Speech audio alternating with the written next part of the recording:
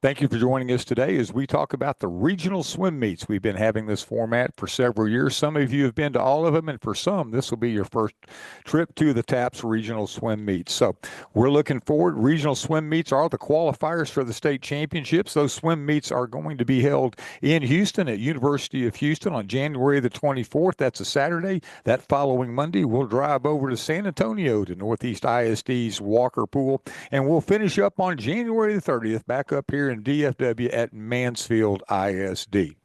The basic timeline for each of the meets will be on the meet invite. We'll talk about where to find those. They are located on the TAPS website under the swimming page. We'll walk you through that at the very end. The coaches' meetings are not optional. They are required. So over the last few years, we've had folks that just kind of dribble in at the very end. You think you know what you need to know, and maybe you don't. So again, coaches' meetings are not optional. They're required. Plan your travel times accordingly. And one more time, coaches' meetings are not optional. They are required. Robert Huckabee, our associate director, is here. I'm going to let him talk a little bit about the TAPS management system, or as we know it here in the office, TMS. Thank you, Brian. Welcome again to everyone. As with all of our activities, we need you to make sure at the school level you have all your school personnel in. That would be all of your coaches, assistant coaches in the swim world. They need to have completed their profile each year in TMS, and they need to sign their acknowledgement of rules. With regard to your swimmers, your student athletes, they also need to have completed their student profile.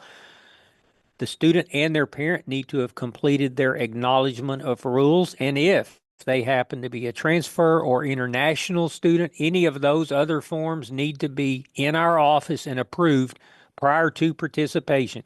If you have any questions about that, reach out to your AD, and you certainly are always welcome to call our office. We will help you walk through that process. Just make sure you don't miss anybody, and everybody is eligible to participate. Also, many of your swimmers will have USA Swim IDs. If you want the results from any of our meets to go into that world of results, make sure that you have noted that USA Swim ID at the time that you do those swimmer entries. We don't do them afterwards, after the meet. We need that in the system before we run those meets.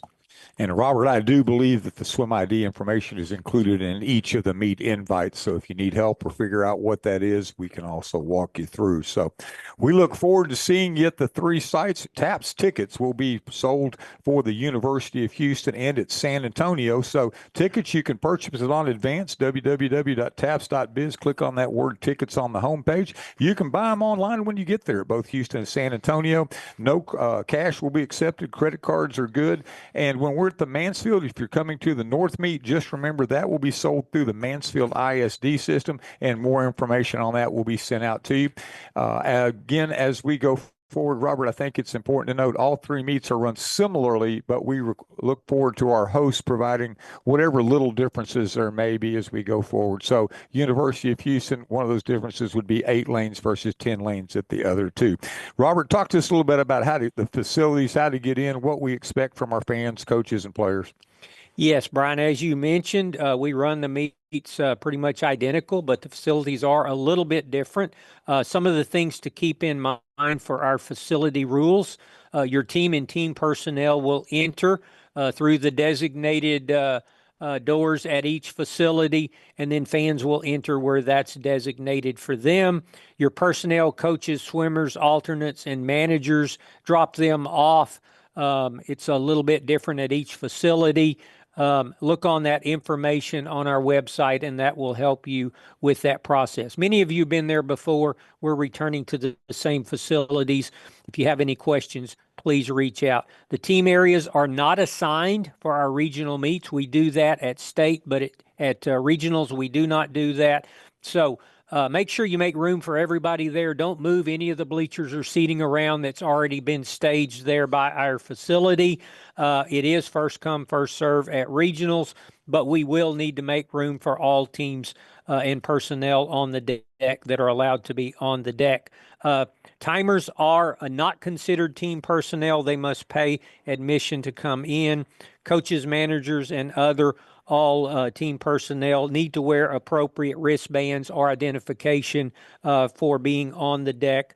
And then our school personnel, our athletic directors, we support our athletic directors coming out to support your teams. So they are allowed to enter, as always, on their TAPS pass, and they will be allowed access on the deck, given a wristband to note that. Some other facility rules to keep in mind for our fans: they'll enter through the doors designated for fan and spectator entrance.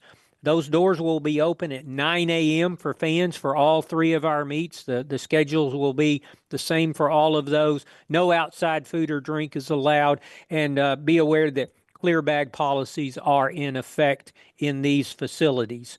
As far as space for our fans, they'll enter as designated, and in all three locations, their viewing area will be upstairs. So they'll go through the lobby, upstairs to the viewing area, and they are not allowed on the deck. They're only allowed in the fan area, certainly not in any locker rooms or anything where athletes are. All spectator restrooms, in all these facilities are upstairs where the fans are located. And then once the meet begins, concessions will be available. At University of Houston, they do have some things available there in the lobby area, but concessions will be made available in our other locations as well. We're looking forward to seeing you. Deck access is always a concern, and any more with Safe Child. That's why we say the locker rooms are restricted back to deck personnel. We ask that adults not go in it unless necessary. So deck access will be designated by a wristband. Parents and friends should stay off the deck. It should only be those that are timers, coaches, managers, etc.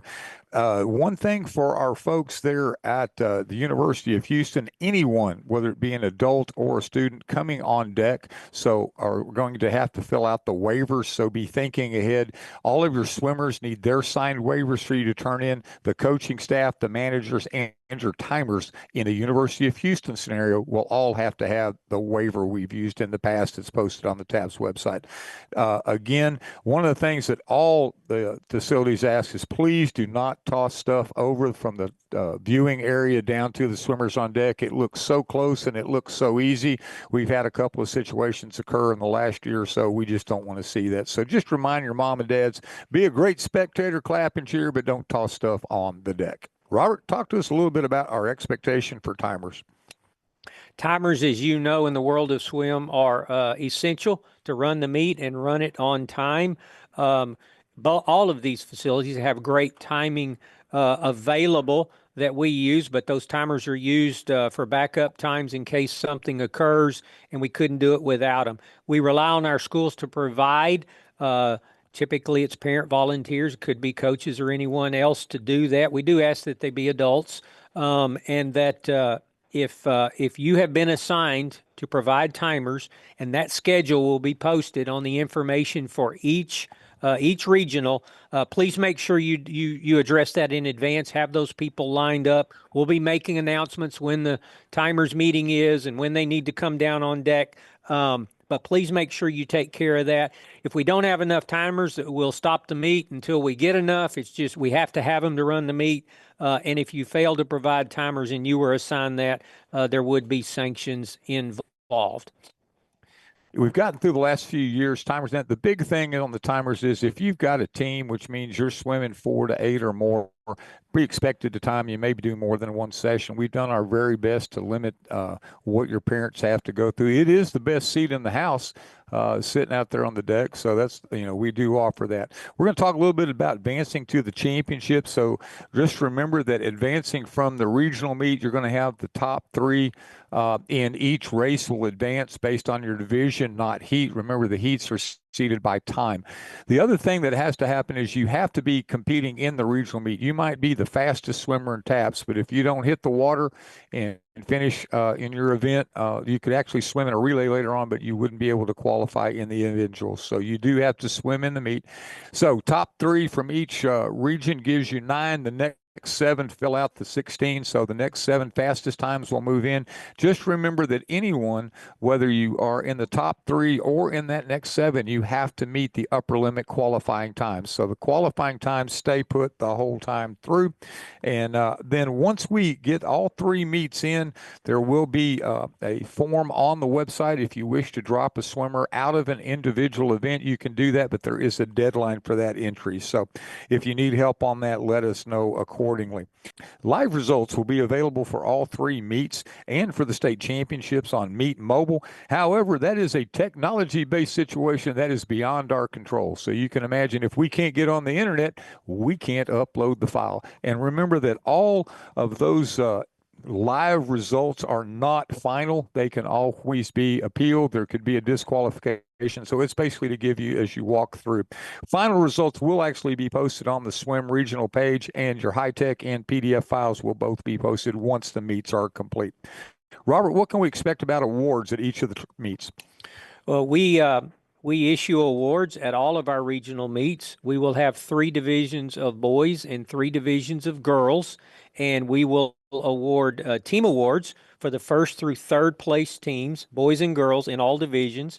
We'll also give medals, first through third place, boys and girls in each event, and then ribbons will be given for all of the 4th through 8th place finishers, boys and girls in all divisions.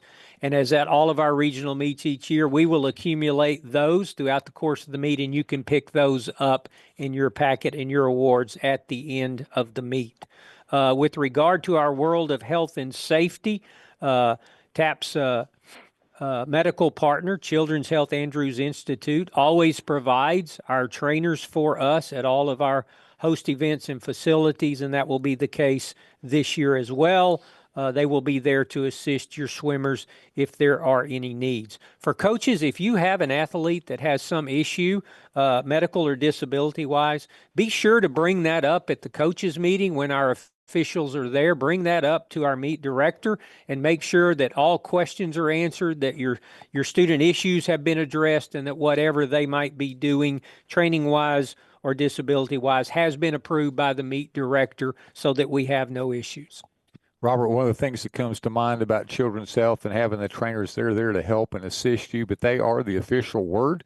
So if the official notices something that a swimmer has a condition or something happens during the meet, the final word on whether they can continue swimming does go back to our trainers on site. Just keep that in mind. Uniforms, i.e. the swimsuit, must be National Federation. They need to meet all the National Federation requirements, so please make sure we do that. So don't have an illegal swimsuit. Don't do something that's going to get your student disqualified because they're swimming in something they can use in another venue but not in high school. Swimsuits must be of decent attire covering the buttocks and breast, and they may not be see-through. That last one, the see-through, just remember, has been there for a couple of years. There for a while, once they permeated and got wet, they were very obviously see-through, so we just want to stay away from those. Swimsuits cannot display club symbols or names. Swimsuits, one piece, may not have a tie back or zipper. Remember, we had a couple of folks over the years try to use, for the girls, a 2-piece swimsuit during warm-ups. Remember, it has to be a 1-piece as we go through. The next part about the uniforms is the caps. Seems like a very simple thing. Caps may not display a club or other logo or name. School names and logos are permitted. Remember, you can always flip that hat upside down and swim in it. So it seems like we should not disqualify for the cap, but believe me, every year somebody seems to run afoul of this.